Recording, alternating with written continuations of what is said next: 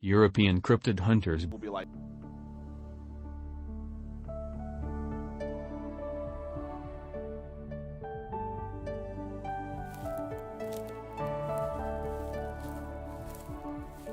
Oi, mate!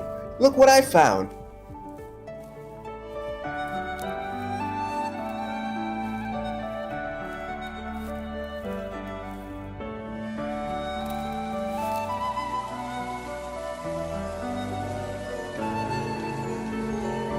Mate, have a look at this!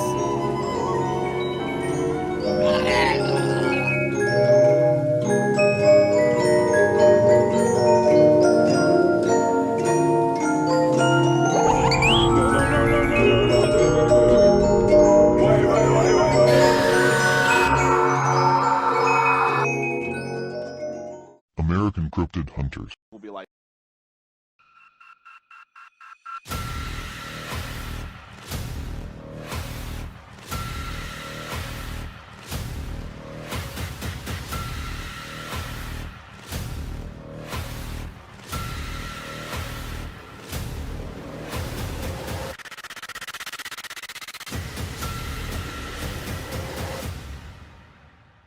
This is the last forest you haunt, you son of a bitch.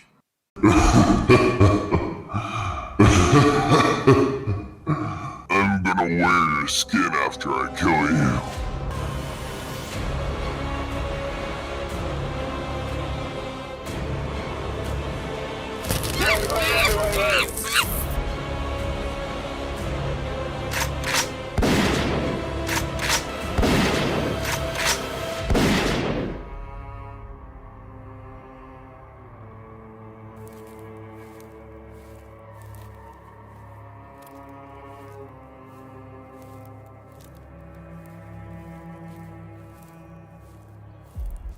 Ladies and gentlemen, welcome. This is Nick's Nonfiction. I'm Nick Muniz. Today on the program, we have got Steve Stockton's Strange Things in the Woods. It's a birthday edition. I'm turning 27 this year, a pretty ripe age to disappear. Planning on spending a lot of times in the woods this summer. When to go? Do your worst. Steve starts his introduction. All my life I've been fascinated with the woods. While it's marvelous to be surrounded by nature, there is also at times a certain creep factor involved. As anyone who has spent a considerable amount of time in the great outdoors, I would tell you, there are some places in the woods that just don't feel right. Also, by the same turn, there are weird things to be found in the woods, many of which truly defy any rational explanation. My fellow academics, these nerds who actually don't step foot in the woods, they call it the Oz factor. The Oz factor. When everything goes quiet, you better hit the bricks. As a youth, I grew up on a small town in East Tennessee, not far from Knoxville. While it was not considered deep woods by any stretch of the imagination, we had several acres that were heavily wooded with old-growth timber. Blessed with an active imagination and a love for adventure, these woods were full of countless hours of time spent looking for anything weird or out of the ordinary. I sometimes saw strange things that defy explanation. It's a creepy episode today. My girlfriend asked me if I wanted to watch Doctor Strange. I said no. I got stranger things to watch. Strange things, and not a lot to work with here. Final quote. Due to my own experiences in the great outdoors, I also began talking to my family and friends, mostly older folks, and collecting stories of strange things they had encountered in the woods. This book is a culmination of those conversations. You got authentic mountain slang. Yeah, up over that butte, another cut of jibs in a canyon, you can find a gender story. Just holler if you get too scared. Some of these chilling stories, they leave you questioning whether you ever want to enter the woods again. We'll be right back with the show.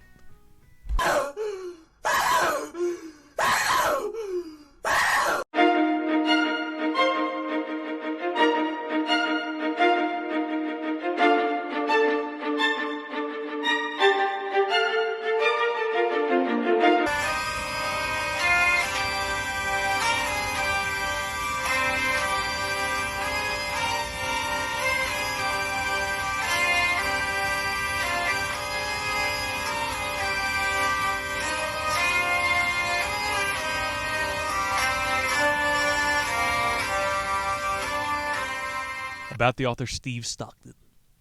Steve Stockton.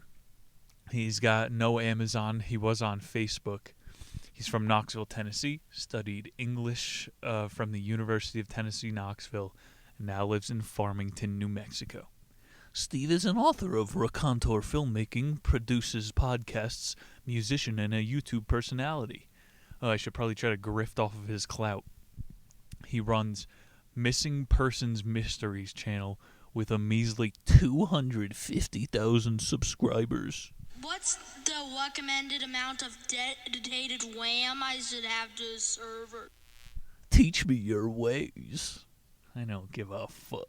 What's a pirate's favorite YouTube genre? ASMR. What did the werewolf say at the end of his YouTube video?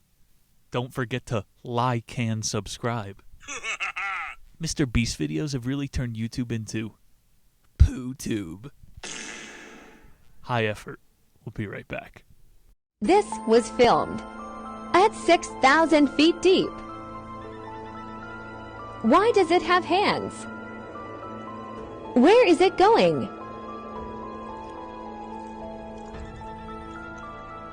Ding, ding.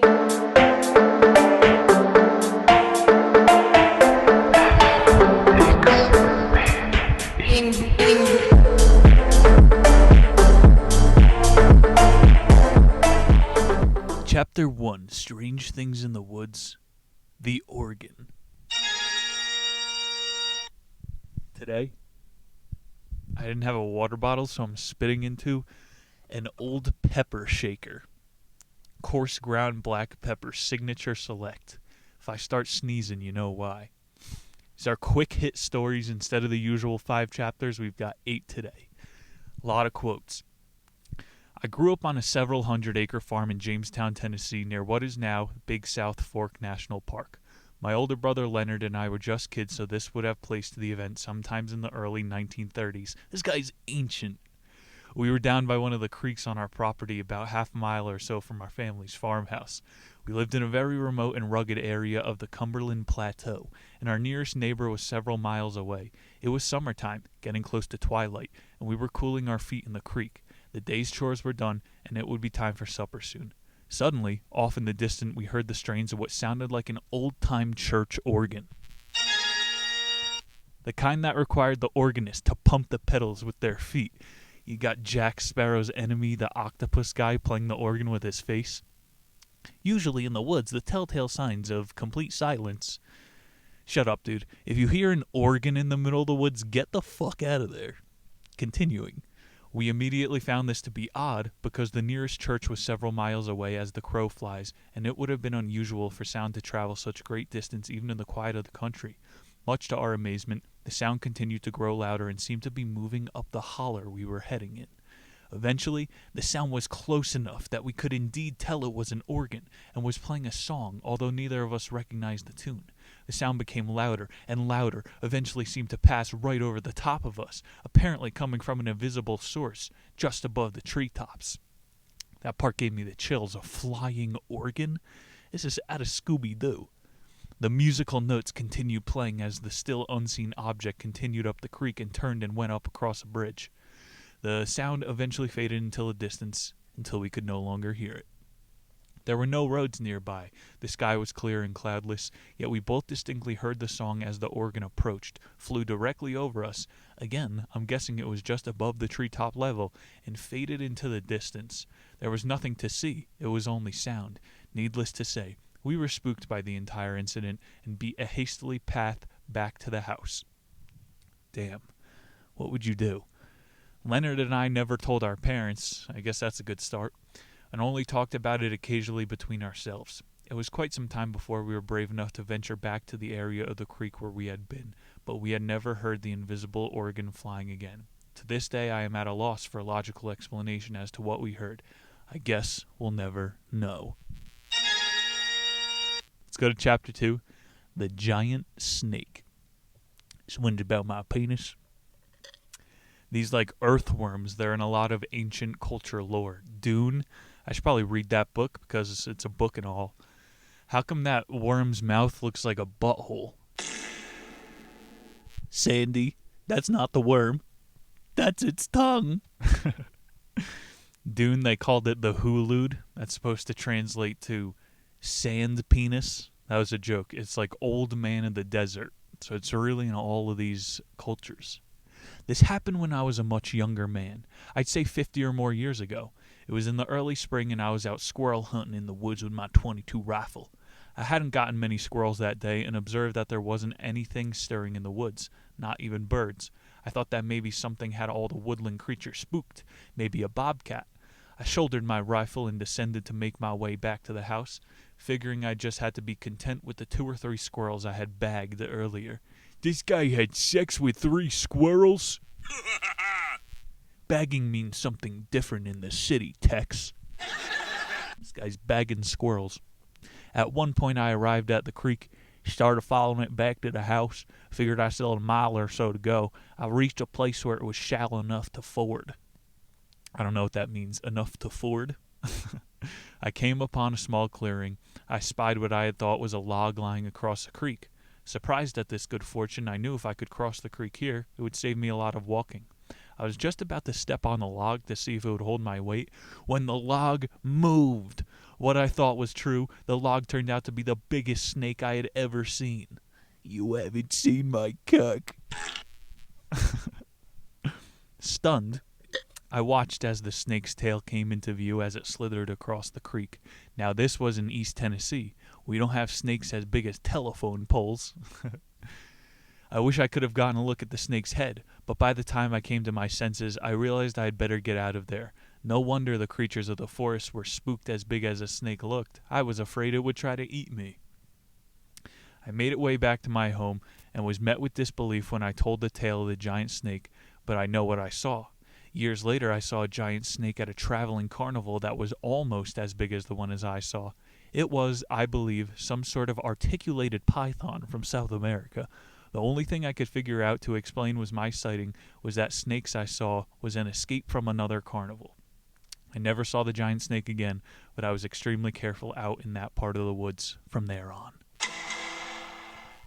Giant snakes. This is actually a problem in Florida. They find anacondas in the Everglades because methed out dudes don't want their pets anymore. In Texas, I read about recently, they have a feral kangaroo problem. That's pretty damn epic. We're going to turn into the land down under. Kangaroos start hopping across the desert. Bro, pretty crazy story. What would you do if you came across a telephone pole-sized snake? Worse yet, you're camping and you wake up and the thing is surrounding your tent. How the hell was an anaconda surviving the Tennessee winter? Maybe there's a paranormal aspect to this story. I don't know. What do you think? Carnipet or cryptid? Chapter 3. Disintegrating People. So we'll start to ramp up the quality of the strangeness as the stories go deeper. Disintegration, spontaneous human combustion. These are hot topics around the strangeness community. That's what I call my group of local kinksters, the strangeness community. Quote, "This is the story of the weirdest thing I've ever encountered in the woods. It was the summer after my freshman year of high school, and my friends and I often went to park on Lake, exact location redacted at the original author's request. The lakeside park backs up to another state park that has lots of hilly terrain covered with hiking trails. It had become kind of cloudy on this particular day, so my friend Jenny and I thought we might explore in the woods and maybe try some of the hiking trails. As we ventured into the woods, we veered off the trail and came across what I can only describe as a primitive campsite. Jenny and I poked around the campsite for a bit, growing bored, decided to venture further towards the lake. About 100 yards from the campsite, we happened upon one of the scariest things I had ever seen in my life. There on the ground in the woods were 2 complete sets of human clothes. The man's outfit consisted of a lightweight tan windbreaker, a button-up shirt with a yellow checkered pattern, a white t-shirt, this guy is fitted out, steezy garb. He had a job interview in the woods. There was even a belt in his pants. The socks were still in the bottom of his pant legs. Don't care. The woman's ensemble was just as creepy. A pale blue windbreaker over a printed dress with tan-colored house. Literally, they're wearing fancy clothes. Excuse me, the pepper's getting to me. Furthermore, the right arm of the man's clothing overlapped the left arm of the woman's clothing, giving the appearance that the couple had laid down on the forest floor and had been holding hands. Some Heaven's Gate shit. Now there were no bones or anything like that, and the clothing still appeared to be fairly new state, as if it hadn't been worn very longs. We prodded the clothes with a stick and heard what sounded like loose change or maybe car keys jingle in the pocket of the man's khakis. Suddenly, overcome by fear, Jenny began crying and said we needed to leave right now. I agreed. I was feeling totally scared and freaked out. It looked as if the couple had lain down and simply disappeared, leaving their clothing behind. By now, both of us were in tears. We ran the rest of the way out of the woods. Wabbits. We debated over several days as to what we should do. Maybe call the cops, or take another friend back and show them what we had found. Leave the rangers out of this. You're going to get, like, manslaughter charges or accessory to finding a body. People got nothing to do. We scoured the local papers for weeks, but never turned up any information about a missing couple. In the end, we decided the best thing to do was keep it to ourselves and never go back into these woods. It's pretty spooky. They made a pretty good point. Well, what are you supposed to do? Tell somebody you're on a watch list now? A culprit. Like Jenny did. Once you get the gut feeling, yo, we're not supposed to be here, it's time to pack up and go. Spontaneous human combustion. Look into it. Chapter 4. Another one. The Spirit Tree. I got this tree in my neighborhood. I meditate under it. I call it the Wisdom Tree. And I finally watched Lord of the Rings recently. They got that thing called the Ents. So some nerds think that, like, trees are alive. So let me drop some fan fiction. Smeagol, he was the hero. Me once. Someone's got to keep the ring, right? He's the safest keeper. He just runs up in the mountains and looks at it. I don't know, everyone tries to act like they're going to destroy the ring. Smeagol is the best keeper. I don't really believe any of this. Let's get to the story. I had gone on a trip to the Sequoia Mountains in Verone, Tennessee, to do some research for a film script I'd been hired to write. So this story is fake. After I finished my research in the museum, I decided to stroll around the grounds for a bit and see what was outside. At one edge of the paved parking lot, there was an Indian mound with the remains of many Native Americans. It's commemorated with a plaque, and there were many Native American objects left on the mound as tribute items made from such things as bird feathers and deer sinew. I stood near the mound and contemplated these indigenous peoples and their fate. Afterwards, I decided to venture into the woods behind the mound, seemingly drawn to a particular area for some unknown reason. After a short walk, I found myself in a clearing with the strangest tree I had ever encountered. It was large, old, several feet around the trunk. I'm unsure what type of tree it was, but I think it may have been a beech tree. The tree was so massive, so otherworldly looking, it seemed totally out of place among the pine and oak and elm. The area beneath the tree was devoid of any plant life, covered instead by a thin layer of leaves of dark, fertile ground, so barren otherwise that it gave the appearance of having been swept clean. I knew right away that this was someone's power spot, as I could feel the energy. This tree was so huge, so old, and so magnificent that it seemed more like a Disney creation than an actual tree. Got some dank studies in the book I'm writing about if you hit a tree with an electrograph, it shows like an aura of power around it. We can't see it with the human eye. I stood at the power location and meditated for a few moments, feeling the waves of energy, when I abruptly felt a darker, heavier presence, as if I was being watched. I suddenly was overcome with a mixture of fear and sadness. I felt like I was an intruder, and this was a sacred place, even though I am one of... even though I'm 1/8 Native American. So that evil spirits will understand that I have affirmative action. I took a few pictures of the tree and then hurriedly left the area. Once I got home, I looked at the digital pictures on my computer. I wasn't surprised to see what some call orbs or spirit lights in the photos. I visited the tree on more occasions since, but always end up feeling like I'm somewhere I don't belong and beat a hasty retreat in a few minutes. If you do this, please be reverent and respectful. There are protective spirits in these woods, and especially around this particular tree. If you visit it, you will immediately know what I'm speaking about. How come every TV sitcom, they have an episode where the character has to stop the town from tearing down a tree? Every American Dad, Fairly Odd Parents, the only shows I watch. Just kidding, I'm on Futurama now. That's a funny show. I think they're missing a layer of the story. What if Urkel was being possessed by a Native American spirit? Urkel burns down the police station. Did I do that? You get a studio laugh. I don't know. Just like white women, how they turn into ghosts and then protect shitty real estate. Native American ghosts, they protect their wisdom trees. I swear to God, if you sit by some trees, you're going to get hit with ideas. But you could overstay your welcome. That Lord of the Rings shit, the hobbits that take care of it's all true. Mother Nature's trying to kill us now because we're destroying ourselves. The trees have told me this. I don't know, man, Native American spirits. I would fucking follow around white hikers if I was a Native American and just trying to make them go crazy. Chapter 5, Native American Spirits. So this chapter is about cigarettes. You got the yellow spirits, those are the most popular. You got the sky blue, second bestseller. Spirits. It was Thanksgiving weekend, and my parents and I had traveled to the family farm to spend the holiday with my grandparents and some of my aunts and uncles and their children. The farm was expansive and covered around 900 acres. In addition to many creeks and rivers, there was also many natural features such as caves and bluffs, where centuries ago the Native Americans hunted and lived. My mom and dad and I were the first to arrive, and I decided to go out exploring while waiting for my older cousins Jerry and James.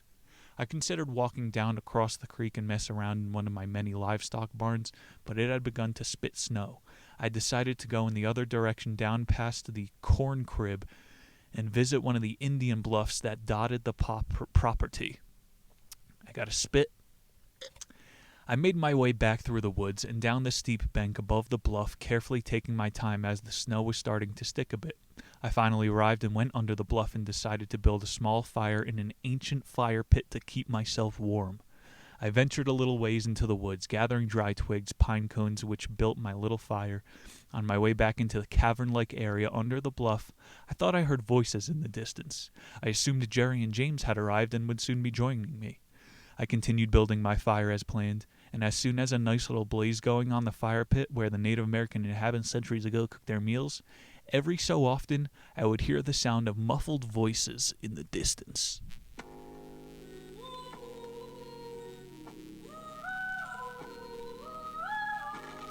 Thinking nothing of it, I continued tending my small fire and looking around in the loose soil underneath the bluff, hoping to find a lost arrowhead or two.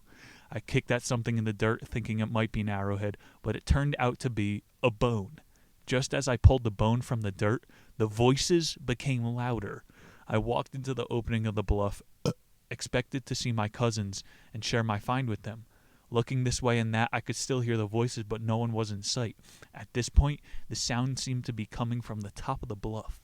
I decided to walk back up and see if my cousins were on the top, perhaps trying to find the way I had used to climb down.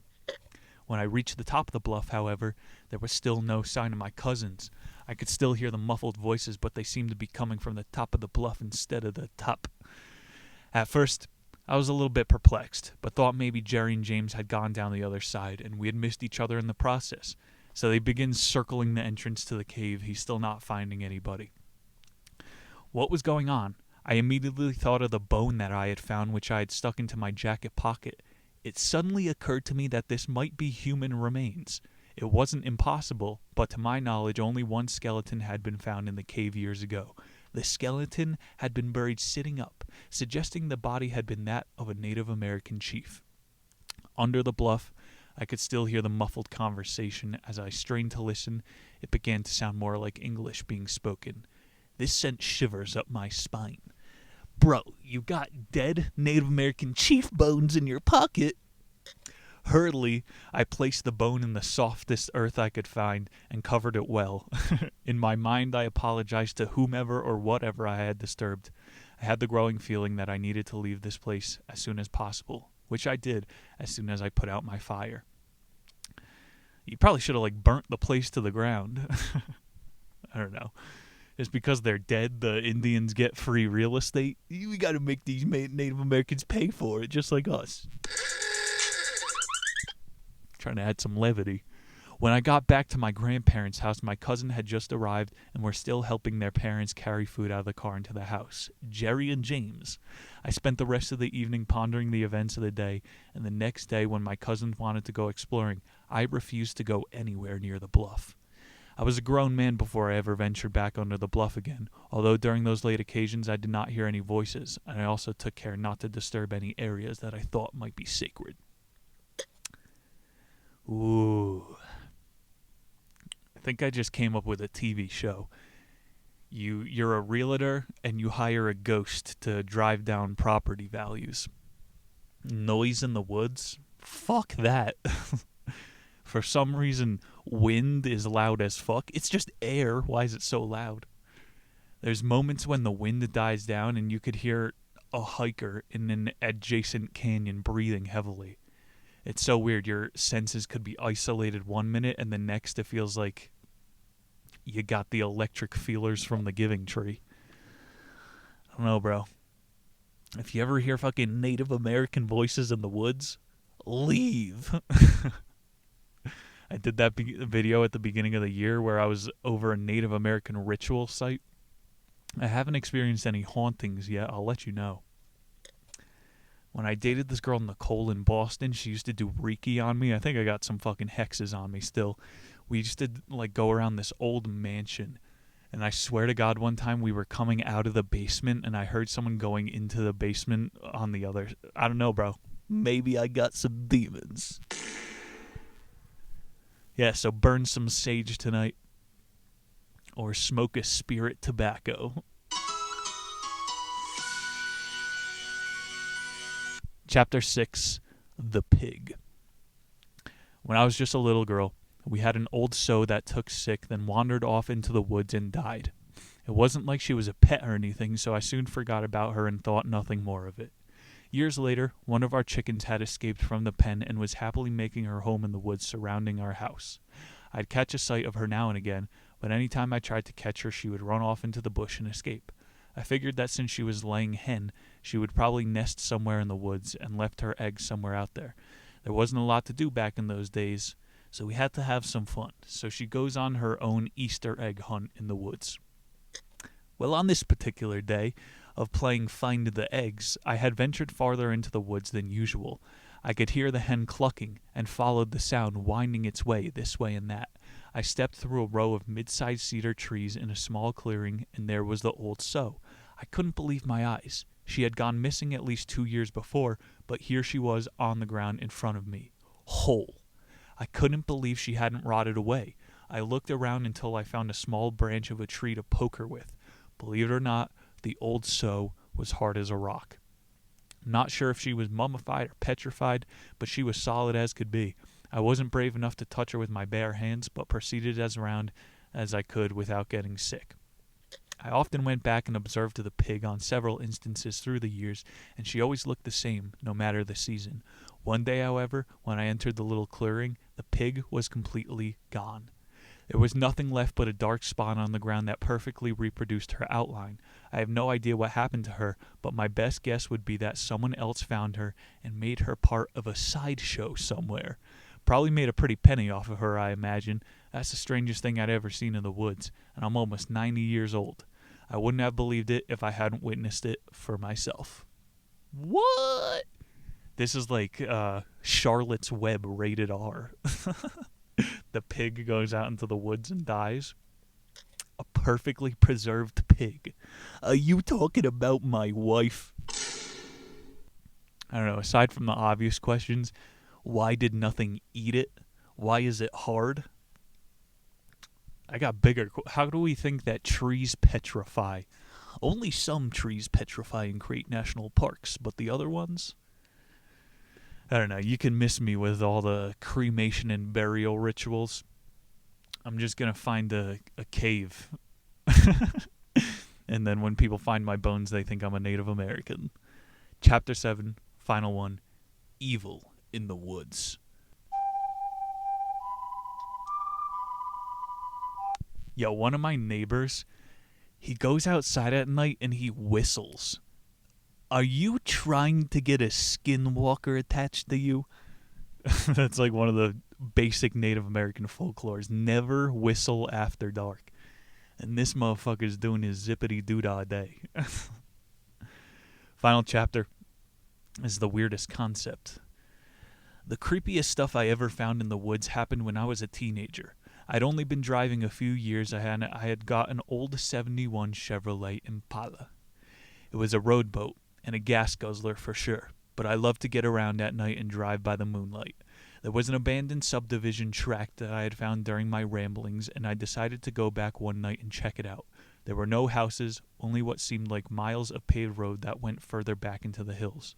On this particular night, I found the... That's always when the story starts. On this particular evening, I found the furthest extreme of the paved road blocked by a fallen tree.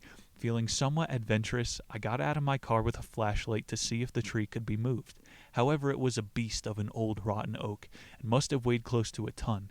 There was no way I could move it by myself. Deciding that I wasn't finished enough exploring for the night, I decided to lock my car and go ahead on foot. I figured since the road was blocked, I was safe, and there would be no one else in the area. Yeah, it's like the tree is probably cut with a chainsaw perfectly. You come across these back roads that hillbillies are definitely fortifying. You could tell. After about half a mile, the pavement stopped and continued on gravel leading up to a steep hill. I sallied forth, undaunted, happily stomping along the gravel, enjoying the noise it made as it crunched beneath my boots. At the top of the hill, the gravel ended as well, and now the road became nothing more than a rutted path through the high weeds and briars. I was still feeling adventurous and decided to press on, determined to see how far I could go and where I'd eventually wind up. About half a mile along the footpath, it curved sharply to the right. At the corner where it curved, I was playing with my flashlight over the woods when the beam suddenly struck something out of the ordinary. On the slope of a short, steep bank, someone had fashioned a crude arrow shape out of some logs and branches of varying size. It looked too perfect to be random, so I was sure it was some kind of a trail marker. I debated for a couple minutes, then decided to abandon the path and see where the primitive trail led. No. At the crest of the bank, where the arrow pointed, I found another narrow-built path which led toward the woods. I forged ahead. The path twisted and turned a bit, but was leading uphill to the top of a ridge. When I arrived at the top, after a good half hour of hiking, I thought I would perhaps be met with a vista overlooking the city or a nearby lake. Instead, what I found made my blood run cold. Where the ground leveled out, in a fairly large clearing, was a gigantic pentagram made from carefully arranged logs. I mean, this thing was huge. There was other logs set up outside the circle of the pentagram which reminded me of altars. There were also upside-down crosses planted at various spots. By now, I was actually sweating and shaking, jumping at every sound I heard and playing my flashlight over the trees. Why does he say that? Trying to catch sight of anyone hiding. I caught a glimpse of something in the middle of a large pentagram and shined my light on it. For better luck, it turned out to be remains of some large bird, perhaps even a duck or a goose which had been burned. I realized that whoever had done all this was serious about it, and it was too intricate for some metalhead kids messing around in the woods. This was some sort of satanic cult type of group which met to perform blood sacrifices. I decided it was high time to get out of there. Started moving as fast as I dared back through the woods. After what seemed like hours, I finally arrived back at my car. Written in mud across my windshield was a single word: beware. Beware. I grabbed an old t-shirt out of the back seat and scrubbed it off as best as I could, jumped in my truck, and started the car as fast as it would start. Thankfully it did, and I'm sure I broke the speed limit all the way home. I've never shared my experience with anyone, and I never went exploring anywhere near the derelict subdivision or surrounding woods again. It still frightens me to this day to even think about what might have happened if I had shown up at the wrong night, or other people were there. I still have a sense of adventure, but learned some very plausible things. Never go exploring alone at night. Always let someone at home know where you're going, and realize that there are some things that are better left alone. As the crudely written message on the car windshield stated, beware. Holy crap! Beware. South Fork, Colorado. It's one of the creepiest places on earth. It's an entire city where you have to be a Mason to own property. All of the caves in this town are blocked off. There's fake houses for sale. Holy shit, I gotta do a video there this summer. Like, there are people who worship the Dark Lords. I worked with a kid in a Starbucks whose family were Satanists. Like, real people actually... I don't want to talk to you if you're talking to the devil. I don't know. I fucking got that creepy skinwalker hobo that was chirping my window. I gave him a camping grill, and then he left me alone. Like, you got to make an offer or something, but you're not going to catch me burning geese in the wilderness. I don't know. There's still too much to cover. The symbolism of owls, staircases in the woods. We're only skimming the surface, boys. I had a dream about Hat Man once. We got to do entire books on this stuff. Let me give you one more thing for your dollar's worth. This is a free show. Discovering Bigfoot. I know 90% of those documentaries are hit pieces. This guy lives 40 miles from the nearest civilization. His entire life is finding Bigfoot. And of course it could all be a hoax, but just go check out that documentary. He brings like professors out with him in the woods. Pretty sick. Got a Lovecraft quote, one of my favorites to end it. Man's strongest emotion is fear, and man's biggest fear is admitting the unknown. Once you get rid of that safety blanket of what is known and what is unknown, there's no Bigfoot. That's when shit could get really scary. But always remember, there's enough light to combat the dark. Strange Things in the Woods by Stephen Stockton. There it is. I hope you guys enjoy the story mode. We got our June-themed edition coming up next week. Don't miss it. That's basically all from me. Patreon.com/theniche. Great content over there. Got music videos, all kinds of stuff. And hairy shit is where you're going to get your free memes. Let's get a random soundboard effect to end it. Over so soon. Send in any of your anthropologies, because I like these type of short form stories. 7 short days, I will be back with a brand new book. Nick Muniz signing off. Peace!